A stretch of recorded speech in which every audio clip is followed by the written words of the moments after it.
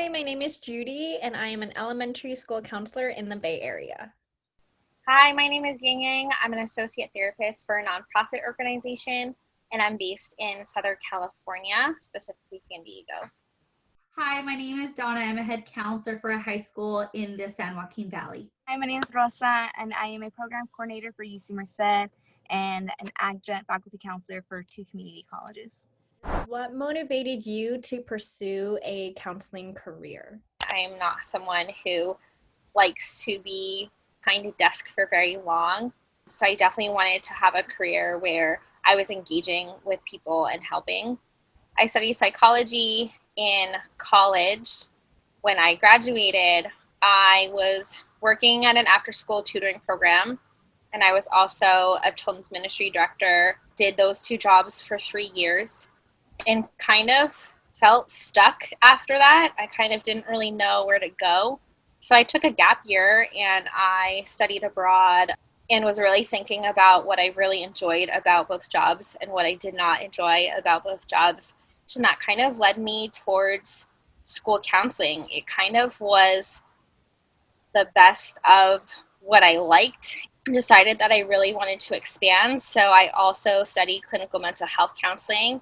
So I did a dual track in my graduate school program after I graduated, pursued more of the clinical route. I still am credentialed as a school counselor. Schools will always be there. I'll always be passionate about education, but for now I'm kind of going more on the clinical route. So that's kind of how I landed where I am now.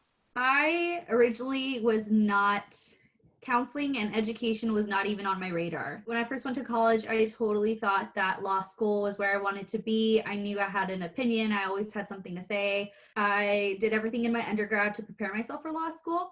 So I majored in political science. I majored in history.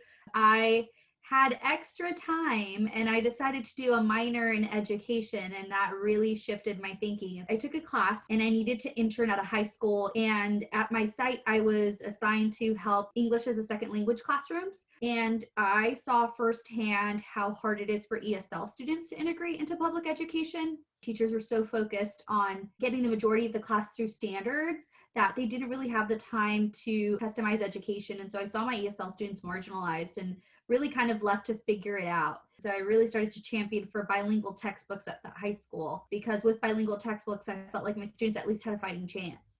And so that's when I realized that I was really more of an advocate. And so I didn't know what role I was going to be in education, but I knew that being an advocate somehow, somewhere was going to be what I wanted to do and what I was good at. I found my current job. And so I'm a quasi high school counselor, quasi college counselor. I realized in my role that my strength is academic counseling. My strength is not social emotional counseling. And so it's really interesting because in my district, counselors don't have a major social emotional role. We really have purely academic roles, and we have social workers that take on purely social emotional roles. So it was really interesting to have this idea of what I thought counseling in graduate school was going to be, what I learned, what I found passion in, what I ended up getting hiring for, and then what my role is today. It's been a very interesting ride for sure. Counseling kind of encompassed all of the positive aspects of a career that I wanted for myself. When I was in undergrad and I was a senior and everyone is pressuring you to figure out what kind of job you wanted to do after graduation, I had no idea. I thought that I would go into sales. I thought that I would do consulting, HR. I even looked into nursing programs. I thought I would be a flight attendant.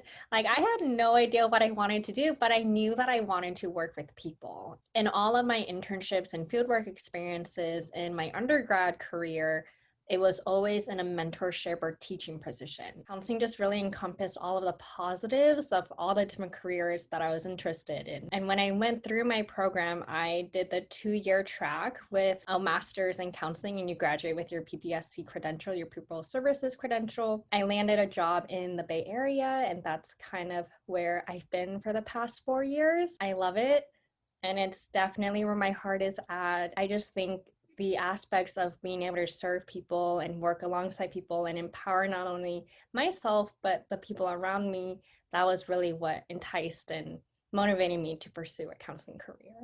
My first real job was at a community college working in their transfer center. And that's where it was my first time like really interacting with students. About a year into it, I went to one of my coworkers who was a transfer counselor at the community college, and I just asked him, how do I get your job? He showed me the pathways that I could follow. He gave me a bunch of different options, but they all motivated me to get one that had a PPS credential embedded into the program. So that way I had more job opportunities. And so ultimately, that's what I did. I went ahead and I completed my undergrad at UC Merced in psychology, and then I applied for grad school right away. As soon as I got into my program, I knew I wanted to go back to the community college. That was my ultimate goal, was to become a community college counselor to work in higher education, and I'm working my way up to become a tenured full-time community college counselor. A psychology major is not required for many programs. There will be a lot of people in a program who have come from a psychology background. I graduated with a BS in community development, where most of my classes were more sociology based, and I only took one psychology course in all of my undergrad career. It's extremely helpful to have a psychology background. It gives you really great background knowledge, but it's not a requirement. I also say that not all programs require you to take the GREs, so don't let that be a deterrent from you pursuing what you really feel passionate about. Fun fact, Ying, I actually only applied to graduate programs that did not require the GRE. And I say that loud and proud. And I say that because I don't believe in standardized testing. I don't believe that a number on a piece of paper somehow dictates the potential of a human being and the purpose of their career. I will say I recommend applicants to look for a program with a PPSC credential, because that is required if you're going into a school system. If you're hoping to pursue like your LPCC or work in a more clinical area, a PPSC is not required. If you're hoping to work in a school district, you have to have your master's and a PPSC credential. Which schools did you apply for? I made the decision to pursue school counseling at some point kind of in like the fall. I thought it would be too late, so I kind of scrambled. I looked more for areas that I felt like I could enjoy. So I grew up on the East Coast in the Boston area, and kind of like I said, I had been doing my jobs and felt really stuck. But I did apply for 2 schools in the Boston area because Boston has great schools. I thought about what other cities I might enjoy being in. So the Bay Area was an area that I felt like I could stay in. So I applied to USF. University of San Diego was kind of like my dark horse. I was like, okay, San Diego doesn't seem too bad. I only applied for 4 schools because I was very late to the game in terms of applications. I really wanted to apply for schools that were nowhere in the Central Valley. So ultimately, I chose San Jose State, USD, NYU, and Seattle University. I was very purposeful of only applying to programs that did not require the GRE, especially for a career where the most important trait is to have empathy with your client, your patient. Really, it's your student. If you're going to school counseling, I don't believe that a Scantron is going to tell me how efficient I am at my job. I applied to California State Universities, which are CSUs in the state of California. That's where a lot of counseling programs are. You're not going to find them in the UCs. I did apply to Fresno State. And then I said, you know what? I want to apply just to some religious schools that align to my personal beliefs. And so I did apply to USF, and then I ended up interviewing for USD. I ended up finding my home at USD. I think that when you are going into a graduate school program, you have to feel some kind of connection to your campus, and you have to make it feel comfortable. You have to make it feel like home. And if it doesn't feel like home, it's not a right fit. The schools that I interviewed for were CSU Long Beach, Sac State, SF State, USD, Chapman, and San Jose State. I knew that I wanted to be in California and I didn't want to be out of state. I started my applications in October and I took my GRE in November, and the applications were due in December or January. And so I think for me, because I was already in that go, go, go mindset of like midterms at UC Davis, which is where I went for undergrad, putting another test to take over a weekend was just like another thing to do on my to-do list. San Diego was a place that I've always wanted to live in. And now that I have the power to pick and choose where I wanted to apply to and say, and the type of program that I wanted to be a part of. USD really stood out to me, and the environment was just everything that I wanted it to be. And now I met amazing colleagues and friends. Does anyone else have any advice or information that you wanted to share about picking a grad school program? If you're not sure or you're tired of school, work for a while. Try a whole bunch of different jobs and see what you like, what you don't like. When I was looking for a grad school program, I wanted to make sure that my classes were going to be discussion-based, that they were going to be smaller classes, and that I was going to get a lot of hands-on experience because that was how I learned best. When you're interviewing, it's not just interviewing for the school, but you're also interviewing to school to see whether or not it's a good fit for you. So a lot of times we think that applications or interviews are just you putting your best foot forward for that school, but that school is also trying to put their best foot forward for you. If I was going in for an interview, I asked if I could sit in on a class, and I found that to be extremely helpful in making my decision of what graduate school program I wanted to pursue. Definitely recommend doing your research. The program had a built-in practicum and fieldwork, and also had built-in research, and that's something I was interested in. I am first gen. I had no idea what I was doing the whole time. I didn't really know who to ask. So doing stuff like this really helps. To hear people and gain their insight is really, really important.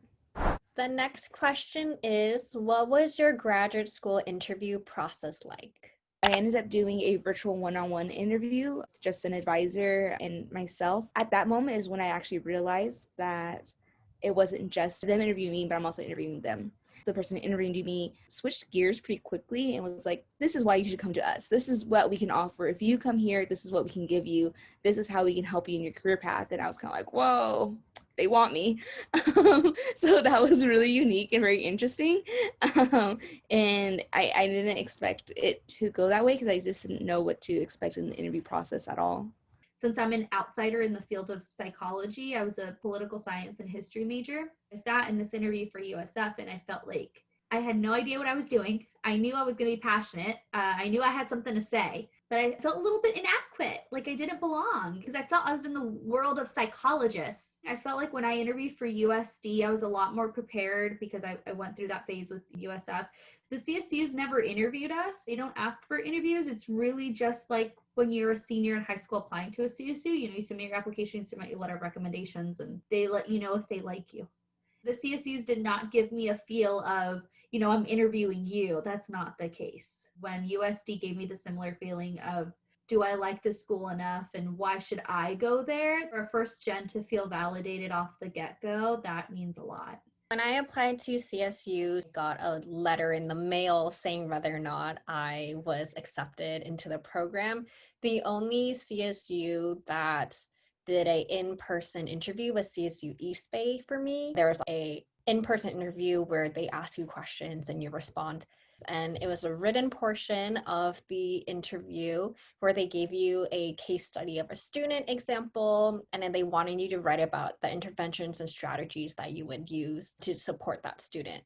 USD was interesting because in a group experience where you go in your interview and you talk to the student ambassadors, there's a breakfast that's served and it's very classy, and they have drinks and they have an informational session in the beginning, and then you go into your group breakout interviews. It really felt like a conversation, which I think was pretty reflective of what the USD experience was like.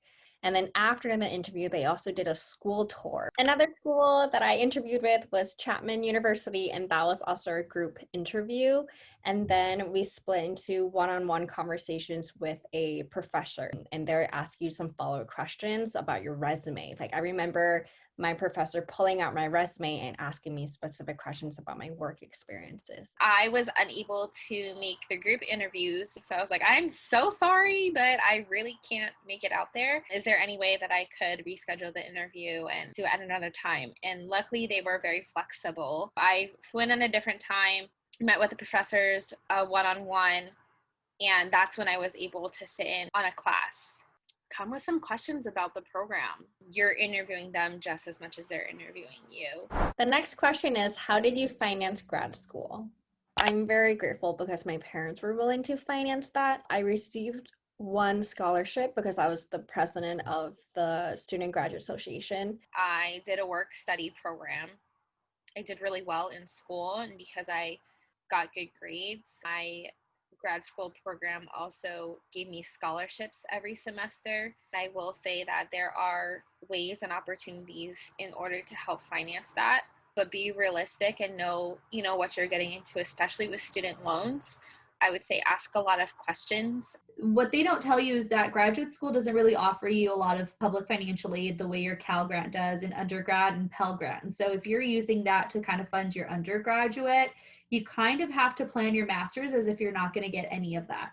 To just be truly and brutally honest, you're not going to. One of the biggest conversations you have to have with yourself and you have to just know is, how crucial is it that I earn my master's from a specific institution? What is it going to do for me? And what does it offset the cost? A lot of my colleagues attend Fresno State. Fresno State is a fraction of the cost of my graduate program. They are like Judy and Ying, and they don't have any loans. And they were able to fund their education and be done with it. When it comes to loans, I do work for a Title I school. I would qualify for public service loan forgiveness. You just have to talk to your Fed loan servicing providers, and they tell you what the regulations are, and just make sure you are turning in your proof every single year that you do work for a Title I district. You pay according to whatever the rules are according to the year that you're graduating. So I just make monthly payments. They're not cumbersome at all. I just continue to make minimum payments according to what they ask of me, and then I show proof every single year that I'm still employed.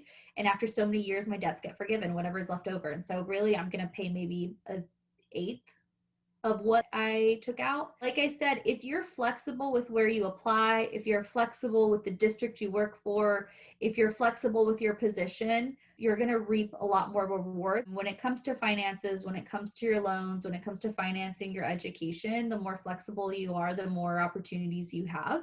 So just really think about, do you need a specific degree from a specific institution to do your job? At the end of the day, the truth is no. At the end of the day, Judy could have gone to East Bay and probably could have done the same job. I could have gone to Fresno State and probably have gotten the same job. There's a lot of give and take, and you just really have to follow the theme of do your research and just know in the long run, what are you willing to do for your career, for your job. So the last question is, what advice would you give to someone who is considering to pursue a career in school counseling? I highly recommend sending a thank you card or a thank you email to the professors who interviewed you. That would help the professors to remember your name. I actually bought physical thank you cards and I mailed it to the universities. I did the dual track. I didn't know that it existed, that you could do both, but lo and behold, luckily got into UST and they had the dual tracks. Having the option of doing school counseling as well as clinical mental health counseling has really benefited me in the long run, because I didn't know that I would want to do school counseling for the rest of my life. So I like having the flexibility, and I like having a lot of different options. School counseling jobs are kind of on the up and up now, but I kind of wish I did do the LPCC track, because it not only opens options, like I know other counselors in my district who are now pursuing like a private practice after school, or I think the LPCC track provides extra information that I wish I knew. One of my responsibilities is writing behavior plans for my students, and I had to take extra classes online to learn about writing behavior plans or knowing more of the clinical side of counseling that I didn't get in my school counseling program. And also, if you work in a school system, if you do the LPCC track, you get more units, which means you're on a higher pay scale. For me, I didn't want to do the third-year track because I'm much more interested in educational leadership or in academic planning.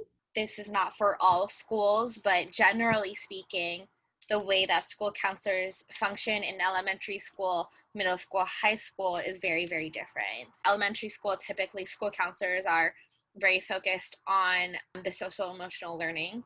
In middle school, it is kind of a similar thing, but on a different scale. Groups are probably less, if at all. And then high school, a lot of school counselors are mainly focused on the academic counseling.